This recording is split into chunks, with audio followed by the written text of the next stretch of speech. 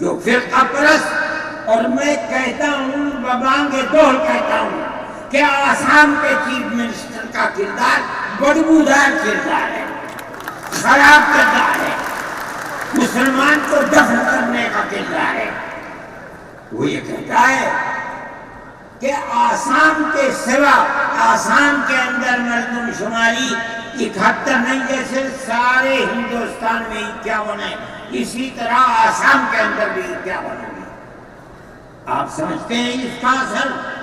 آج اس کا اثر یہ ہوگا کہ اگر 71 ٹوٹ جائے اور 51 پر آ جائے تو آسام کے اندر 1.5 کروڑ بچے اور بڑے سب ہندوستان سے باہر ہو جائیں، کہاں جائیں گے؟ صرف مسلمان کی مخالفت، کھانا ہضم نہیں ہوتا ہے بغیر مسلمان کی بربادی کے۔ کوئی نہیں تھا، تنہا جمعیت علماء تھی۔ جمعیت علماء تنہا جماعت ہے ملک کے اندر جو آسامیوں کے مسائل کو جانتی ہے۔ ہم نے سپریم کورٹ کے اندر اس کو چیلنج کیا اور 12 سال سے زیادہ مقدمہ لڑا، کروڑوں روپیہ اس کے اوپر خرچ کیا گیا۔ اللہ کی قدرت ہے کہ فیصلہ یہ آیا 51 نہیں، آسام میں 71 ہی بنیاد بنے گا۔ اس کا کیا مطلب ہے کہ آپ نے آسام کی 80 لاکھ کی آبادی کو زندہ کر دیا جو موت کے کنارے پر کھڑی ہوئی تھی۔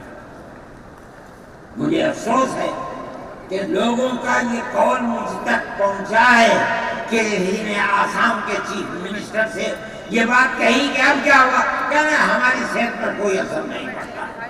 کیا مطلب ہے؟ ہم آسام میں مسلمانوں کو چین کا سانس نہیں لینے دیں گے۔